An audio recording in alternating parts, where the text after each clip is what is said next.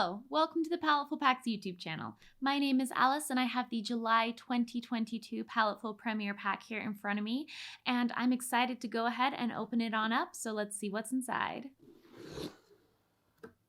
Ooh, blue. Ooh, brush pens. Oh, that's a cute sticker. So first we have this cute little notebook sticker. He's got a little smile. I love that. That's so cute. I can't wait to put that in my sketchbook. Ooh, brush pens. This is cool. Ecoline hand lettering brush pen. There are 10 brush pens in here. 9 of them have transparent watercolor paint and one is a blender. Can be combined well with digital work. Interesting.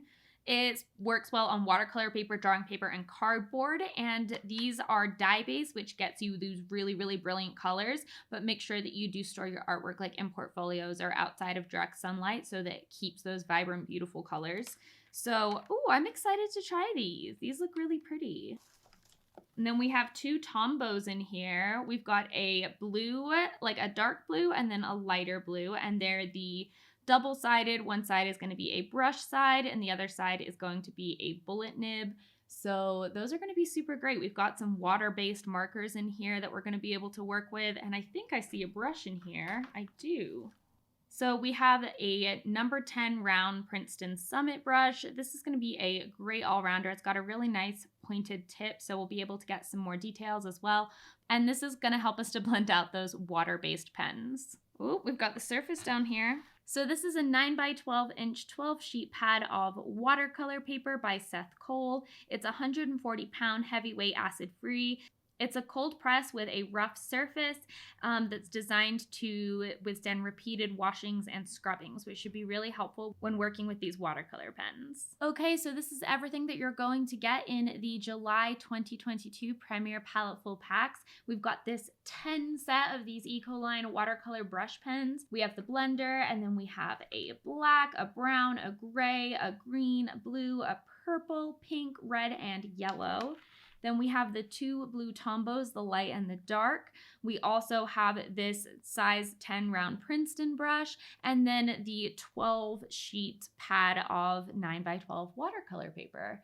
I'm going to go ahead and start making some swatches and playing around with how these supplies work, and then we'll figure out what kind of art we want to make. I'm going to start off by playing around with some different blending techniques. So I first started by just putting the pen on the paper and trying to blend it out with some water.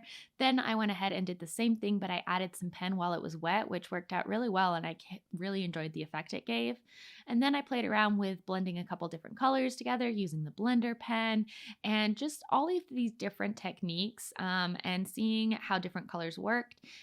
For this one, I tried putting water on the paper and then putting the pens directly in there. And I ended up really, really liking that technique, and I found it to be one of my favorite techniques. So I played around with that for a little bit, kind of trying to see how it would look. I made this like firework flower it was going to be the inside of a flower, but it looked like a firework, so I just kept it like that. I also tried putting some pen on the back of the packaging and then using the brush and using it as like a watercolor, and that worked really well to create some more subtle colors and some more layering. So I really enjoyed that technique as well. And then I just started playing around with creating different like elements and things just to figure out how certain techniques were going to work in actual life, like outside of making swatches, but how I was going to actually use them to create elements and imagery. I definitely recommend doing this when you're working with a new material. Basically, just do little simple kind of symbol imagery like leaves or flowers, spheres work, whatever is simple and quick to you. But that works to kind of test out the supplies and blending in more of a real life application versus just doing swatches. I also kind of started playing around with picking up the ink from the actual paper and then using that as a watercolor. I was like, oh, could I make like a little palette on the side of the paper and use it that way? And that actually worked pretty well as well. So that was another technique that I tried.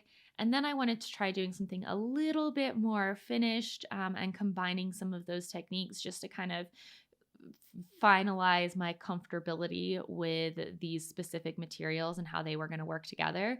So, when you're using these pens, I definitely recommend making sure that your brush strokes go in the direction that you want because they will blend out, but they'll also still be somewhat visible. So, you want to make sure that you're working with your brush strokes. For the leaf, I really had enjoyed how this drawing it into a wet shape had worked. So I painted the shape of the leaf with water and then I just drew in the veins of the leaf and added in a little bit of shading with some of the blue markers and blended it out. I did have a little bleed, but I was able to lift it a decent bit with some water. And then I was just like, it's fine, don't worry about it. I used the bullet nib of one of the tombos to draw a little line around the leaf because it didn't have quite as much definition. And then I also used it to add a bit more definition and shading to the flower and fill in the center. I added some water to blend that out, and I also played around with using the blending pen, which works well for small details like lines that you don't want to blur out too much, but that you just want to soften. So I used that a lot on the line art. Once I was done with that and I felt a little more comfortable, I went on to the artwork. I drew up this little fishy because I thought it would be really fun to paint a fishy and use water techniques. And for that, I actually tried picking the ink up directly off the tip of the brush pen with the brush, and that actually worked really well to create a base layer of a lighter blue, almost like a watercolor. And then while that was still wet, I used the light and the darker blues to draw in these kind of lines, fin line texture. And then I did the same thing again on the other fin. So you can see this is me building in the lighter layer and then going back in over, and you can see how it starts blending out right away and creating this really cool texture. I go over the top to soften and blend out even more with the brush. And then I decided to move on to the tail. So, because the pen had been touched with that brush, it was a little bit lighter at first, which was actually really helpful. So, you can kind of like touch it with a wet brush and it will slightly thin out the ink and you'll get a slightly lighter color. So, I was able to use that to kind of create some diversity in shadowing.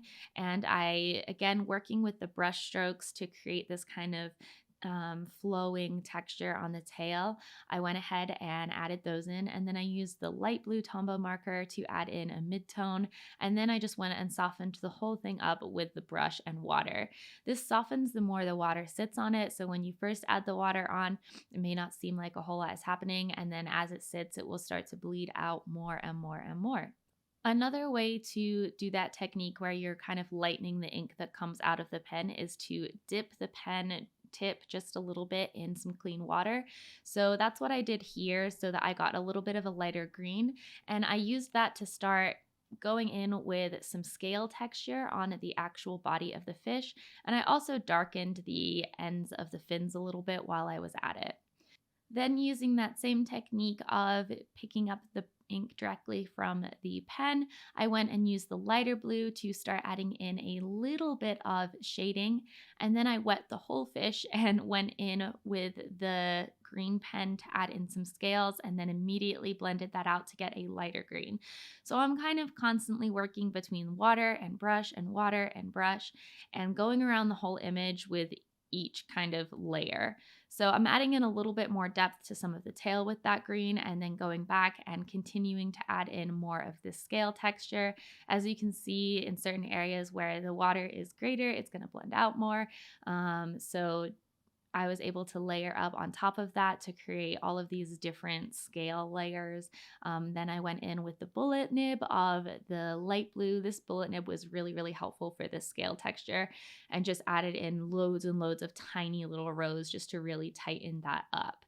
And I think it looked pretty cute, pretty cool. I think especially the tail area, I'm really happy with. And then I blended it up onto the head. This was kind of the hardest part, was the transition between all the scale texture to where the head was, because I didn't want to fully pull the scale texture up onto the head because I didn't want it to get too textured and overwhelming and then like you couldn't really see his face.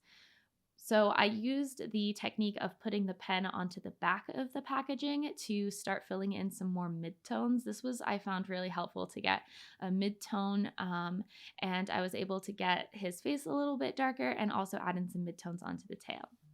I gave him some eyes with the dark blue Tombow, and then I moved on to his top fin. I started by filling in the shadows with that dark blue, kind of like the same way that I would draw fabric. So I did these kind of V shapes for where the shadows are going to be.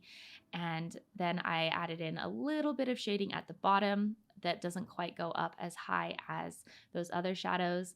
And then I expand on them with this darker green. So you can see I'm just kind of building up where those shadows are, starting with the dark and then moving to a mid-tone.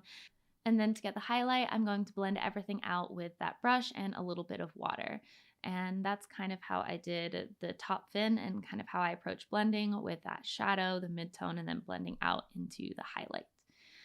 I added in a little bit of definition with some line art with the dark blue using again that bullet nib. So helpful for doing line art and fine details because I wanted to clean up some of the edges. Then I used that blending marker to soften the edges of the line art so that it blended nicely and didn't look too harsh next to the soft blending of the rest of the fish. This was really helpful for doing that and still preserving those tight lines. For a final detail, I added in some bubbles with some of the light blue and just touched up some of the shading, cast shadows from that fin. I wanted to make sure that that was there so it kind of looked like it was leaving a shadow on the fish. And then I splattered some water over the top and dropped in some water on top of these bubbles. And that's really going to blend it out and leave this cool bubbly effect. And that's kind of how I drew my fish, and this is what it ended up looking like. So I hope that you all like it. I think it came out really cute. If you'd like to get your own Paletteful packs, then the link is in the description box below. Thank you so much for watching this video. I hope it taught you some techniques to use with your markers, and happy creating!